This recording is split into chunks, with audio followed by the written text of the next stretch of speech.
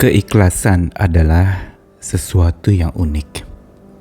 Seringkali dipandang sebagai sesuatu kelemahan. Orang yang tulus sering dipandang remeh. Orang yang rela juga begitu. Dan yang kedua, bicara soal keikhlasan, seringkali ikhlas diidentikan dengan tindakan memberi. Berilah dengan ikhlas, dengan rela. Bicara tentang melepaskan. Padahal sebenarnya kalau kita mau telusuri, ikhlas juga bukan sekedar bicara memberi atau melepaskan, tapi juga ikhlas di dalam menerima. Dan ikhlas ini sebenarnya memiliki keunikan yang ketiga, yaitu ikhlas adalah kunci untuk hidup merdeka. Mungkin orang bertanya-tanya, apakah dengan kita ikhlas saja lalu kita merdeka? Bukankah kita akan dijajah?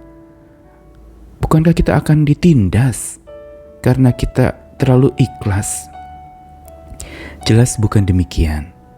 Sikap ikhlas yang memang tidak identik dengan sesuatu penyerangan, tetapi sebuah kerelaan, dan ini berasal dari hati.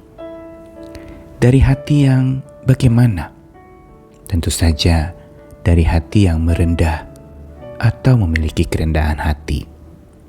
Karenanya kita mau belajar hari ini tentang ikhlas. Bukan memberi tetapi ikhlas menerima.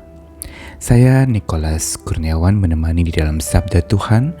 Hari ini di dalam rangkaian tema mengenai menerima atau acceptance, kita akan bersama-sama belajar hari demi hari setelah 1 bulan kita merenungkan tentang arti dan khasiat bersyukur. Maka selanjutnya kita akan masuk dalam sebuah rangkaian seri renungan mengenai menerima atau penerimaan atau acceptance. Bacaan dari Mazmur 119 ayat 45 dan Matius 11 ayat yang ke-28. Aku hendak hidup dalam kelegaan sebab aku mencari titah-titah-Mu. Lalu Matius 11 ayat 28, marilah kepadaku semua yang letih lesu dan berbeban berat, aku akan memberi kelegaan kepadamu. Dua ayat ini, satu dari perjanjian lama dan satu dari perjanjian baru, dua-duanya mengandung makna atau sebuah kata tentang kelegaan. Namun bila dibaca di dalam versi Alkitab terjemahan bahasa Inggris, di situ dikatakan I will walk about in freedom. Saya akan berjalan di dalam kemerdekaan. Atau di dalam versi bahasa Indonesia, Indonesian Modern Bible, maka aku akan berjalan di dalam kemerdekaan karena aku mencari peraturan-peraturan-Mu. Memang kata yang digunakan di dalam Mazmur 119 ayat 45 ini adalah sebuah kata yang memang berkonotasi makna sebuah kemerdekaan dalam arti ada kelegaan. Sebuah kemerdekaan yang bukan semata bicara terbebas dari penjajah, tetapi sebuah kemerdekaan yang sungguh-sungguh di dalam batin dan di dalam hati ini ada kelegaan. Ada sebuah kebebasan yang begitu dalam, bukan bebas bablas, tetapi sebuah bebas karena memang rela untuk menerima sesuatu yang mungkin sudah diterima. Dan apa rahasianya di dalam Mazmur 119 dikatakan, sebab aku mencari peraturan-peraturan-Mu, atau dikatakan aku mencari titah-titah-Mu. Mazmur 119 memang mazmur yang berbicara tentang titah-titah Tuhan atau firman Tuhan. Dan di situ dikatakan aku mencari titah-titah-Mu. Gambaran apakah yang ingin dituliskan di dalam ayat itu? Ayat ini ingin mengatakan bahwa kalau kita mau berjalan di dalam kelegaan, kuncinya adalah kita perlu dengan rendah hati mencari titah-titah Tuhan.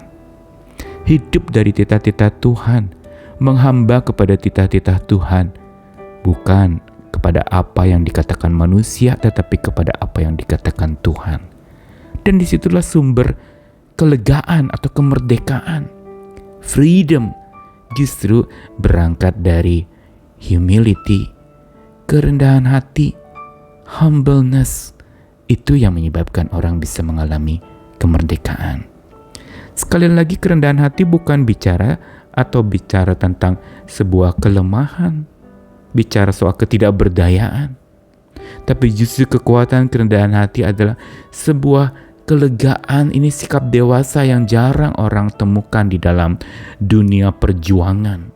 Orang seringkali memilih pejuang itu adalah orang yang tidak low profile, maunya yang high profile, yang mungkin suaranya keras, yang tampaknya adalah kuat dan perkasa. Namun justru di sini dikatakan, aku akan berjalan dalam kemerdekaan karena aku mencari peraturan Tuhan. Karena aku dengan rendah hati mau hidup dari peraturan Tuhan, dari apa yang Tuhan katakan. Dan untuk ini perlu kerendahan hati. Dan ini juga selaras dengan apa yang dikatakan dalam Matius 11 ayat 28. Mari kepadaku yang letih lesu dan berbeban berat, aku akan beri kelegaan, kemerdekaan kepadamu. Rahasianya adalah apa? Rahasianya adalah datang kepada Tuhan, merendah di hadapannya, mengakui letih lesu dan berbeban berat.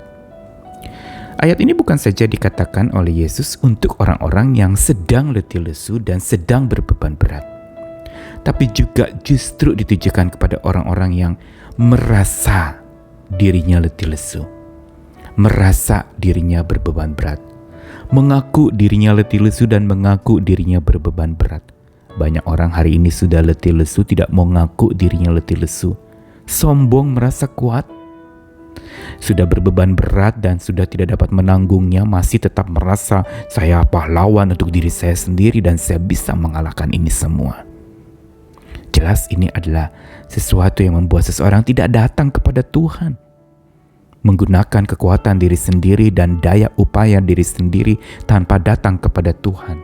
Padahal sumber kelegaan, sumber kemerdekaan itu adalah dari Tuhan sendiri yang memberikannya.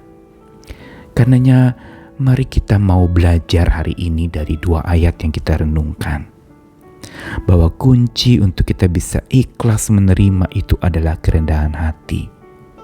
Ini kunci terpenting untuk kita bisa rela menerima segala apa yang terjadi, walaupun itu sulit pada mulanya.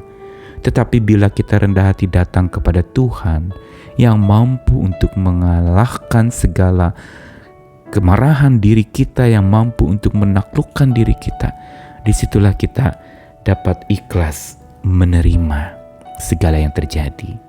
Dan bila kita ikhlas menerima segala yang terjadi, maka hadiahnya adalah lega, merdeka di hati. Biar kita bicara tentang kelegaan dan kemerdekaan di sini yang bukan sekedar bebas dari penjajah, tetapi sebuah kemerdekaan yang dihadiahi oleh Tuhan karena kita menghamba penuh kepadanya, yang menjadi kunci untuk kita bisa ikhlas menerima segalanya, karena kita amini dan imani bahwa segala yang terjadi, baik atau buruk, yang sudah atau yang sedang terjadi, atau bahkan yang akan terjadi, itu semua ada di dalam kendali, titah-titah Tuhan, ketentuan-ketentuan Tuhan. Dan biarlah dengan menyadari itu, kita bisa ikhlas menerima. Mari belajar rendah hati lagi, agar kita bisa melakukan pekerjaan rumah penerimaan diri, menerima segalanya dengan kekuatan Tuhan. Menerima yang bukan lalu kemudian kita diam saja dan tidak berjuang lagi, tapi menerima bahwa bersama dengan Tuhan saya bisa, tanpa Tuhan saya binasa. Mari belajar ikhlas menerima. Tuhan sudah terlebih dahulu menerima kita dengan ikhlas. Dia mau kita belajar ikhlas menerima. Amin.